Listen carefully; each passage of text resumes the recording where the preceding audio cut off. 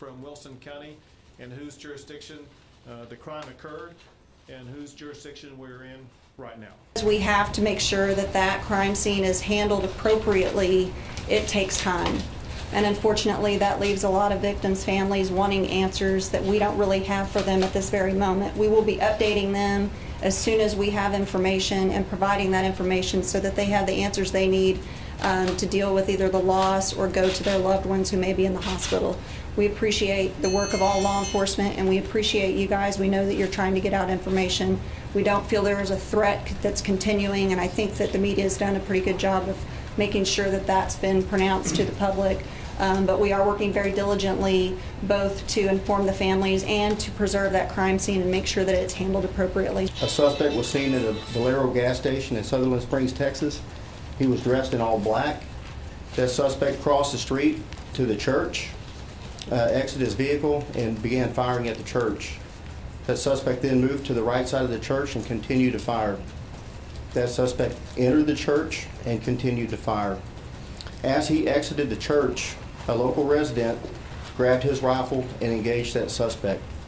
The suspect dropped his rifle, which was a Ruger AR assault type rifle, and fled from the church. Our local citizen pursued the suspect at that time. A short time later, as law enforcement responded, that suspect, right at the Wilson, Guadalupe County line, he ran off the roadway and crashed out and was found deceased in his vehicle. At this time, we don't know if it was a self-inflicted gunshot wound or if he was shot by our local resident who engaged him in gunfire. We know he's deceased in the vehicle. The suspect has not been completely identified. We believe he's a young white male, maybe in his early 20s. We're here assisting the sheriff, Joe Tackett. There's multiple agencies involved. 23 found deceased inside the church, 2 deceased outside the church, and now one of them that was transported that was injured has deceased, bringing the total to 26. We have approximately 20 that are transported local and in hospitals in San Antonio with injuries that vary from minor to very severe. We know the ages range from 5 years old to 72 years of age. Not at this time. That is being investigated, but we can't. We continue to process crime scenes. We have multiple crime scenes. We have the church. We have outside the church. We have where the suspect vehicle was located.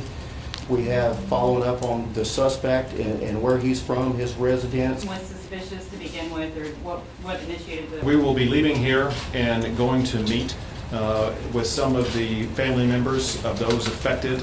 There was no calls that came in of a suspicious person or anything before. So how did y'all know he was at the Valero?